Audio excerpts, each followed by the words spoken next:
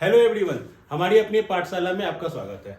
जैसा कि हम लोग जानते हैं कि बीपीएससी 71st का नोटिफिकेशन आने वाला है जो 28, 29, 30 किसी भी तारीख को आ सकता है और इसका प्रीलिम्स जो होगा वो होगा सितंबर के लिए। यानी आपके पास लगभग 90 से 100 दिन आपके पास आपके हाथ में बच रहे हैं। और वैसे बच्चे जो एग्जाम पहली बार देना चाहते हैं उनके मन में रहता है कि हम क्या इस एग्जाम को दें या अगली बार का तैयारी करें। मेरा तो तैयारी शुरू नहीं हुआ है, हमको अगली बार देना चाहिए, हम एक साल तैयारी करके देंगे। तो वैसे बच्चों के लिए मैं स्पष्ट करना चाहता हूं कि देख भाई, आपके पास 100 दिन का समय है, 90 से 100 दिन आपके पास है और 90 से 100 दिन में आप प्रीलिम्स के लिए खुद को तैयार कर सकते हो अगर आप सही तरीके से पढ़ाई करो। पढ़ाई करो का मतलब क्या होता है कि पढ़ाई भी भाई ऐसे करो जैसे कि आप कोई नोट गिन रहे हो। याद करो, जब आप कोई नोट गिन रहे हो तो कोई दूसरा व्यक्ति आपको क्या उस समय डिस्टर्ब कर सकता है? जैसे आपको डिस्टर्ब करेगा, अगर आप पैसे को गिन रहे हो और आपको कोई डिस्टर्ब कर दिया, आप तुरंत बोलते अरे रुको यार, गिनने दो पहले। आपका कॉन्सेंट्रेशन बहुत हाई रहता है। अगर उस मोड में जाकर आप स्टडी करते हो तो गारंटेड है कि आपका रिजल्ट बनेगा। तो सवाल आज का यही है कि क्या हम लोग बहुत लेट कर चुके हैं? ठीक है, क्या हम बहुत लेट कर चुके हैं? मेरा जवाब है नहीं, अभी अभी लेट नहीं हुआ है। आप अपनी तैयारी को कर सकते हो। ठीक है, इस समय में, इस टाइम फ्रेम में भी आप अपने तैयारी को कर सकते हो। जैसा कि लोग सभी नोटिफिकेशन का वेट कर रहे हैं। सिर्फ नोटिफिकेशन से आपको क्या मतलब है? आपको मतलब आपके रिजल्ट से होना चाहिए। नोटिफिकेशन निकालना बीपीएससी का काम है, वो अपना काम अच्छे तरीके से कर लेगी। आप तैयारी पर फोकस करो, आपका काम है तैयारी करना, तो आप तैयारी करो। ठीक है, हम लोग लेके आए हैं आपके पास एक कंप्लीट स्ट्रैटेजी कि किस प्रकार से इतने दिनों में, जितने टाइम आपके पास है उतने दिनों में आप तैयारी कर सकते हो। तो नोटिफिकेशन का जैसे डेट अगर बोले तो 28 से लेकर 30 मई तक का डेट टेंटेटिव डेट है। ये पहले बता रहे हैं, टेंटेटिव डेट है कि ये 28 से लेकर 30 मई तक का डेट में नोटिफिकेशन आ सकता है। मतलब आजकल में कभी भी नोटिफिकेशन आ सकता है। सीट जो है वो अप्रोक्सीमेटली अभी 1300 के आसपास है, जो उम्मीद है बढ़कर 1500 के आसपास का वैकेंसी आएगा। तो अच्छा बड़ा वैकेंसी है, ह्यूज वैकेंसी है ये। ठीक है, जिसमें बीएएस के पोस्ट जो डिप्टी कलेक्टर का पोस्ट होता है वो लगभग 100 या उससे ज्यादा रहेगा। ठीक है, तो ये भी एक अच्छी खबर है। ठीक है, एग्जाम का डेट जो टेंटेटिव डेट है वो हो सकता है कि वो सितंबर में हो। तो इस प्रकार से ये चीजें हैं। अब हम बात करते हैं अपनी स्ट्रेटजी पर कि भाई पढ़ोगे कैसे। आपकी स्ट्रेटजी होनी क्या चाहिए? अगर आप फर्स्ट टाइमर हो, आप पहली बार बीपीएससी दे रहे हो, तो फर्स्ट टाइमर देखो मैं भी था। ठीक है, मैं फर्स्ट अटेम्प्ट में बीपीएससी क्रैक किया था और पीटी के 1 से 1.5 महीना पहले ही पढ़ना भी शुरू किए थे, तो निकलता चला गया। तो अगर आप फोकस होकर पढ़ाई कर रहे हो, अगर आप जो टाइम आप ले रहे हो उस टाइम में आप सच में पढ़ रहे हो तो आपका रिजल्ट बनता है। जिसका एग्जांपल मैं खुद हूं, मैं किसी और का एग्जांपल नहीं देता, मैं खुद का एग्जांपल देता हूं कि मेरा भी रिजल्ट निकला था और फर्स्ट अटेम्प्ट में हम बीपीएससी को पास किए थे और बहुत अच्छा रैंक के साथ मेरा रिजल्ट हो गया था। तो अगर हम बात करें स्ट्रेटजी पे कि करना क्या चाहिए, तो देखो इसमें 3 स्टेज बहुत इंपॉर्टेंट है। फर्स्ट स्टेज आप कह सकते हो कि सेल्फ स्टडी। अगर सेल्फ स्टडी करते हो तो बहुत अच्छी बात है, और अगर आप कहीं और पढ़ रहे हो, किसी से पढ़ रहे हो, तो वो भी चलो ठीक है, आपका अपना चॉइस है। तो आप जो भी पढ़ रहे हो, जहां से भी स्टडी कर रहे हो, मान लो कहीं पे आप ट्यूशन पढ़ रहे हो, अगर आप 2 घंटे वहां पर ट्यूशन में दे रहे हो, ठीक है, अगर 2 घंटे आप ट्यूशन में दे रहे हो तो आपको इस 2 घंटे को कवर करने के लिए घर में कम से कम 4 घंटा का समय देना पड़ेगा।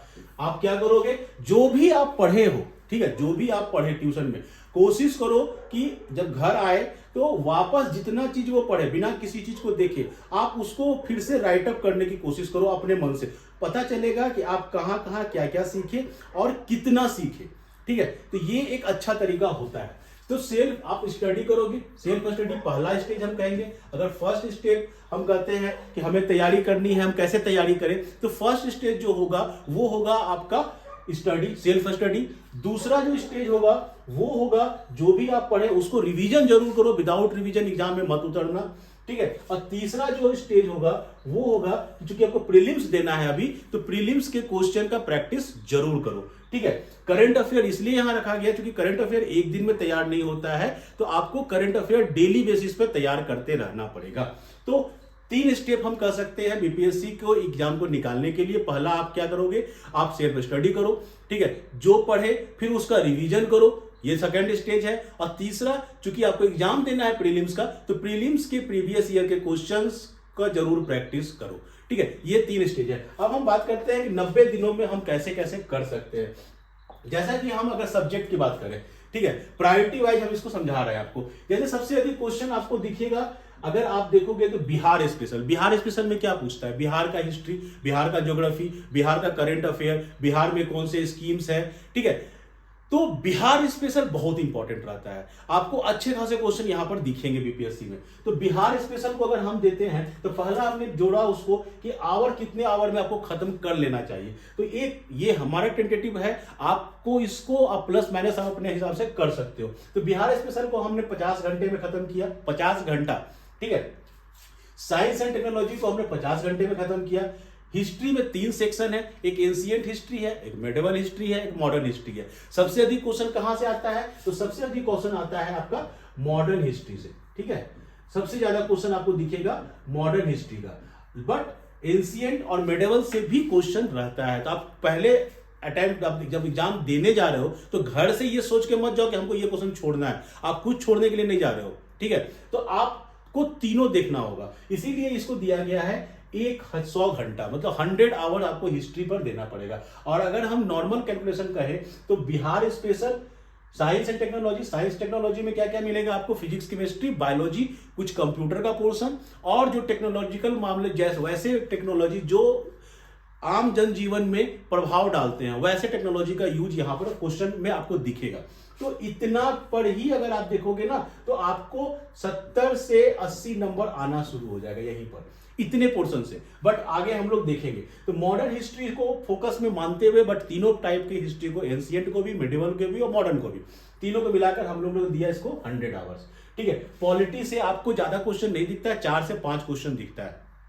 तो पॉलिटी में 30 क्वेश्चन, ज्योग्राफी को 45 घंटा दिए, इकोनॉमी को 30 घंटा दिए, करंट अफेयर को 50 घंटा दिए। इस प्रकार से ये फर्स्ट राउंड का आपका पढ़ाई है कि एक राउंड आपने पूरे सिलेबस को देख लिया। इसको देखने में आपको टोटल कितना टाइम लगा? आपको लगा 355 घंटा, ठीक है। हम यहां पर बोले कि हमको 355 आवर मेरा लगा क्या करने में?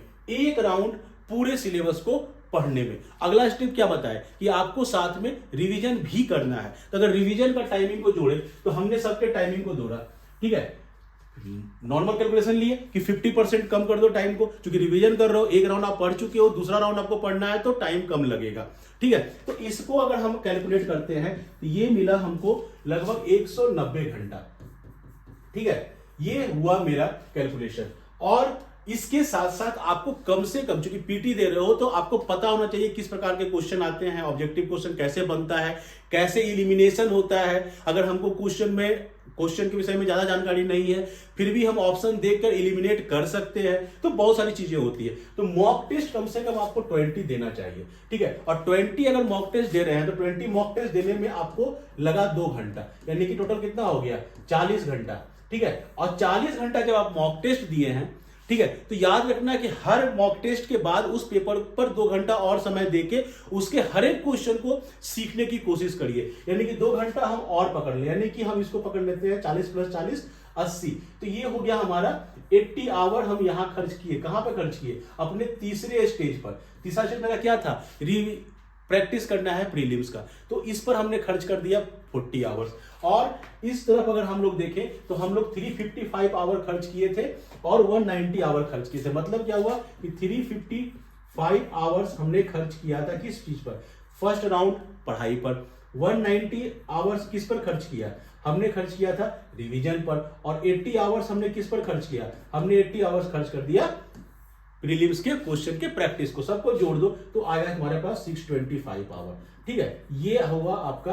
अगर हम कहें कि तीनों स्टेज को हमें कंप्लीट करना है तो हमें कितना टाइम लगेगा। और भाई अगर हम पकड़ ले 90 दिन का ही तैयारी पकड़ ले, 90 दिन ही पकड़ ले, और पर डे हम अगर 8 आवर्स भी दे रहे हैं, क्योंकि आपको बीपीएससी का एग्जाम क्वालिफाई करना है, केवल एग्जाम नहीं देना है, आपको एग्जाम क्वालिफाई करना है। तो 8 घंटा से कम क्या पढ़ोगे? तो 8 घंटा अगर भी आप पढ़ते हो तो आपके पास कितना बचा? 720 आवर्स। और आपको प्लान कितना का बताया जा रहा है? 625 आवर। यानी अभी भी आपके पास लगभग 100 घंटा का आपके पास टाइम बचेगा। तो क्या करोगे उस टाइम में? और प्रैक्टिस करेंगे, और एक राउंड रिवीजन करेंगे, करेंट अफेयर और अच्छा करेंगे। तो टाइम है, अगर आप सही तरीके से पढ़ोगे तो टाइम है। और याद रखना कि हमेशा एग्जाम में सिर्फ एग्जाम को पास करना है। मतलब जो लड़का तैयारी करता है, जो बीपीएससी देने जाता है, यूपीएससी देने जाता है, वो क्या बोलता है, मेरा बस किसी तरह से पीटी हो जाए, मेरा बस किसी तरह से मेंस हो जाए। ये जो किसी तरह से आप डिमांड करते हो ना, ये कभी मत करो। हमेशा तैयारी जब करना शुरू करो तो आपके दिमाग में होना चाहिए कि आपका रैंक जो होगा वो फर्स्ट होगा, ठीक है। और हमेशा उस रैंक के लिए तैयारी करो। ये किसी तरह के चक्कर में आप जब बोलते हो कि मेरा बस कट ऑफ से थोड़ा सा ज्यादा मेरा कट ऑफ क्रॉस हो जाए, अगर सिर्फ कट ऑफ से क्रॉस करने का टारगेट घर से ही लेके चले हो तो गारंटेड है कि आप कट ऑफ के नीचे रहोगे। क्योंकि जब जितना टारगेट आप लेके जाओगे उससे थोड़ा नीचे रहोगे, तो टारगेट ही आप ले रहे हो कट ऑफ का, तो आपका रिजल्ट कहां पर जाएगा, कट ऑफ के नीचे चला जाएगा। इसीलिए टारगेट हमेशा रखो कि हमें पहुंचना कहां पर है, रैंक 1 पर पहुंचना है, ठीक है। तो ये आपका एक कंप्लीट एनालिसिस है कि आप इस तरीके से अगर तैयारी करोगे तो आपका रिजल्ट बनता है। और बताते हैं जैसे कि सीट को लेके बहुत मारामारी है कि 1500 सीट रहेगा कि 1300 सीट रहेगा। अरे भाई, तुमको कितना सीट चाहिए, तुमको सिर्फ एक सीट चाहिए, तो अपने सीट के लिए तैयारी करो ना, ठीक है। कितना सीट निकल रहा है उससे हमको क्या लेना देना, ठीक है। सुनने में अच्छा लगता है 1500 सीट का आया, 2000 सीट आया, 5000 सीट आया, वो सुनने में अच्छा लगता है। आपको तो एक ही सीट चाहिए, तो एक सीट के लिए तैयारी करो चुपचाप अपना। और आप अगर तैयारी इस तरीके से करोगे तो आपका बन जाएगा। अगर इसके बाद आपको हम लोग क्या दिखाएंगे, इसके बाद आपको हम दिखाएंगे सबसे पहले कि प्रीवियस जो पेपर्स हुए हैं उसका एनालिसिस दिखाएंगे। मतलब क्या हुआ कि कितना क्वेश्चन हिस्ट्री से आता है, किसका कितना वेटेज है, ये आपको जानना चाहिए कि आपका वेटेज कितना आ रहा है, हिस्ट्री का क्या वेटेज है, करंट अफेयर का क्या वेटेज है, ये आपको पता होना चाहिए। और ये सब जब पता होगा तो आप सही तैयारी के साथ, सही हथियार के साथ एग्जाम में उतरोगे, गारंटेड आपका रिजल्ट होगा। तो हमारी अपनी पाठशाला अपनी तरफ से पूरी कोशिश कर रही है। यहाँ पे आपको हिस्ट्री के, पॉलिटी के, इकोनॉमी, ज्योग्राफी, खास करके साइंस, टेक्नोलॉजी, आपका जो बिहार स्पेशल है, इस सारे के क्लासेज मिलेंगे जो एकदम 100% फ्री है, कोई चार्ज नहीं है, ना हमें आपसे कोई फीस लेनी है, ये बिल्कुल फ्री है। आप आराम से चैनल को सब्सक्राइब कर ले, चैनल को देखें और चैनल के साथ बने रहें। सब्सक्राइब कर लोगे तो पता चलेगा नोटिफिकेशन में कि आपको कि क्या क्या हमारा चैनल अपडेट कर रहा है, इससे आपको फायदा होता रहेगा। तो होप हमारे साथ आप बने रहेंगे। Thank you.